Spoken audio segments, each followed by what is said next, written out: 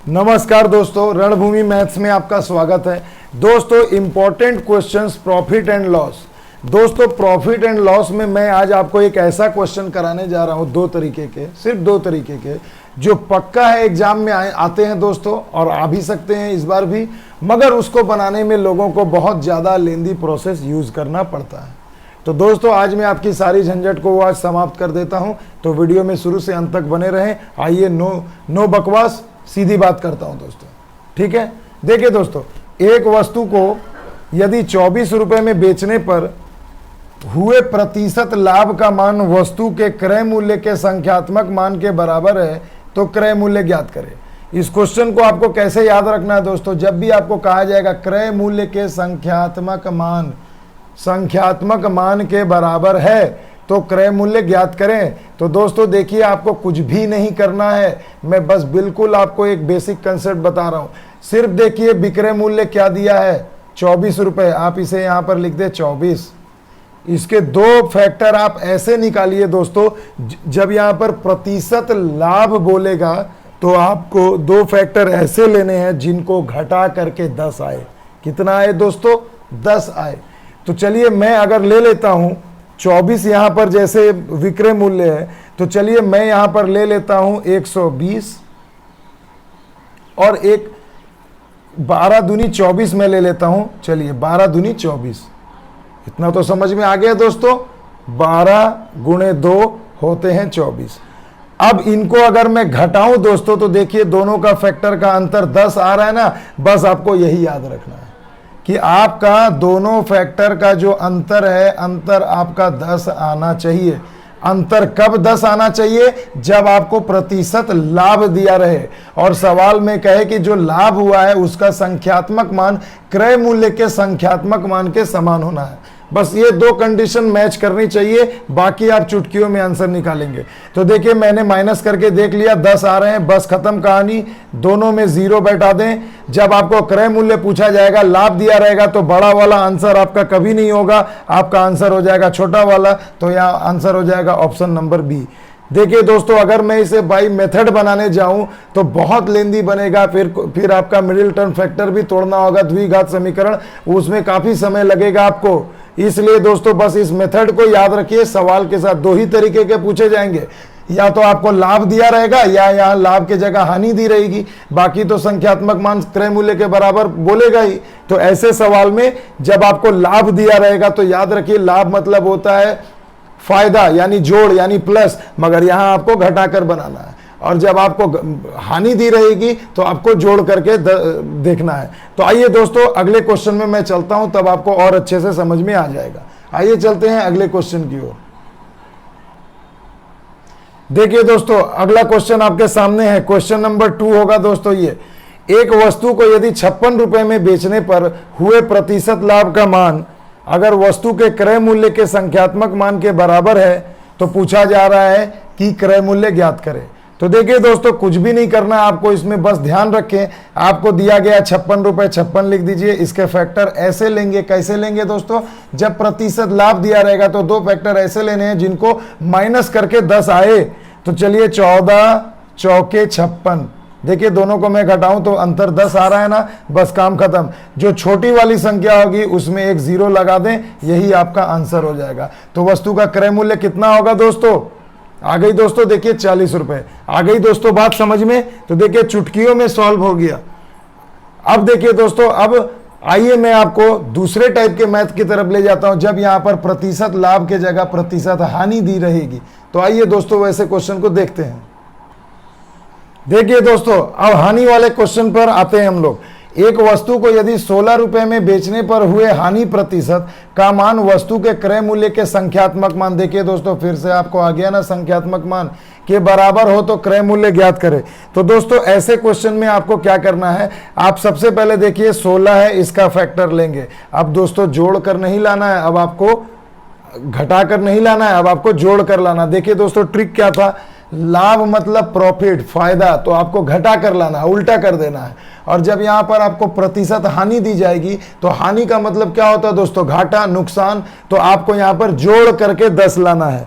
बस इतना सा काम करना है दोस्तों। आ गई दोस्तों बात समझ में। तो चलिए आइए ना, दो फैक्टर ऐसा लीजिए ना 16 का जिसको जोड़ करके 10 आवे।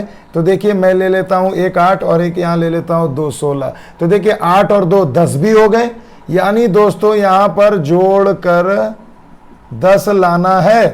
तो जोड़ करके 8 और 2 10 आ गए और 8 दूनी 16 भी हो गया। देखिए दो फैक्टर हमने इसका ले लिया। अब आपको क्या करना है दोस्तों, मजेदार चीज ये है कि आप यहां पर दोनों में 0 0 लगा देंगे और यहां देखिए अब आपको ऑप्शन मिल रहा है या तो 80 रुपए, 20 रुपए, 80 या 20 दोनों, या 30 रुपए। तो दोस्तों जब भी आपको इस प्रकार का सवाल दिया जाएगा तो यहां पर आपका आंसर हमेशा दोनों होगा, याद रखिएगा 80 या 20 रुपए दोनों होंगे दोस्तों। आ गई दोस्तों बात समझ में, क्लियर है। अब देखिए दोस्तों थोड़ा अगर इसे मैं और डिटेल में अगर आपको समझाऊं तो आप सीधी सी चीज देखिए, 16 रुपए अगर मेरा विक्रय मूल्य है और जब मेरा क्रय मूल्य 20 हो रहा है तो हमें कितना हानि हो रहा है, 4 रुपए। 4 बटे में 20 करिए, इंटू 100 कर दे तो हानि का प्रतिशत मिल गया, देखिए 20%।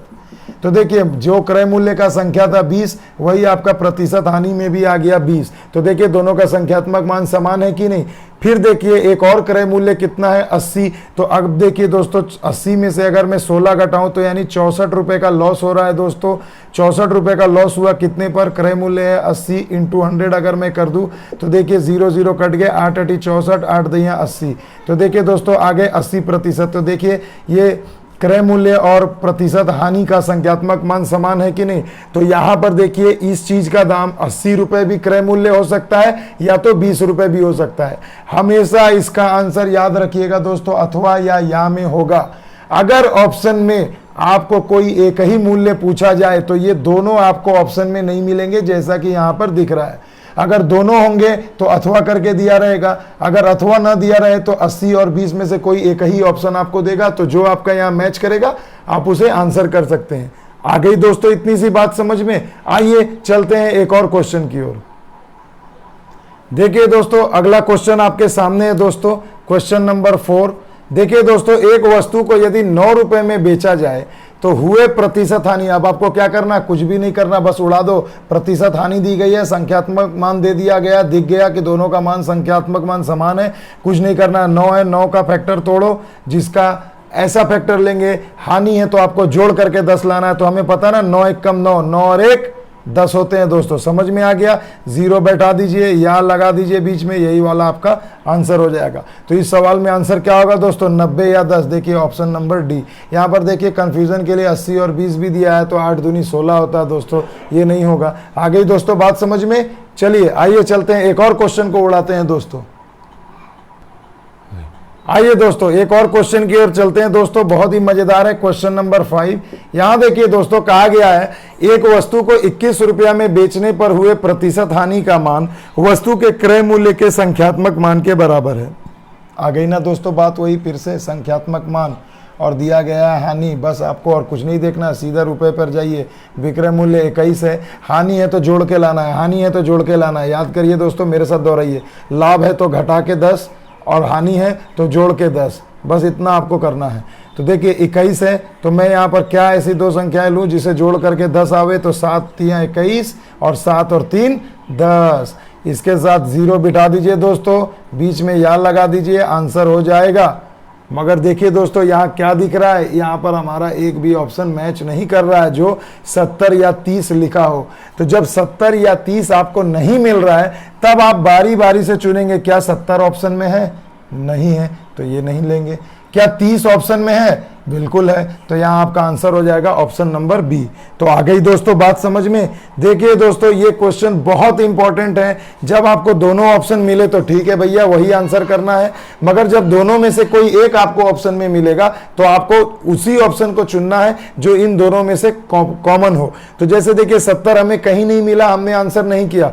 30 मिल गया तो हमने इसे 30 को ही यहाँ पर आंसर कर दिया, क्योंकि 60 50 और 75 तो अलग अलग है, इससे कोई भी मैच नहीं हो रहा है। तो देखिए दोस्तों इस तरीके से भी आपको ऑप्शन दिए जा सकते हैं एग्जाम में, तो आपको अच्छे से समझना है दोस्तों। और मेरा मकसद यही है दोस्तों कि आपको परीक्षा अभी SSC GD RRB NTPC RRB group D की जो होने वाली है उसमें आपको मैं ज़्यादा से ज़्यादा आपको फ़ायदा पहुंचा सकूं, इसलिए मैं दोस्तों अभी ऐसे वीडियो बना रहा हूं जो अभी इंपॉर्टेंट टॉपिक है, एग्जाम में आएंगे ही। इसलिए दोस्तों मेरे वीडियो को शुरू से अंत तक जरूर देखें, तो एग्जाम में आपका धीरे धीरे एक एक नंबर तो पक्का होना तय है। तो ठीक है दोस्तों, चलिए बस इतना ही, इतने पे ही आज मैं समाप्त करता हूं ये वीडियो। मिलते हैं अगले वीडियो में नए लॉजिक, नए कॉन्सेप्ट, नए ट्रिक के साथ, नए मेथड्स और नए नए टाइप के क्वेश्चन जो एग्जाम में आएंगे। तब तक के लिए दोस्तों जय हिंद, जय भारत।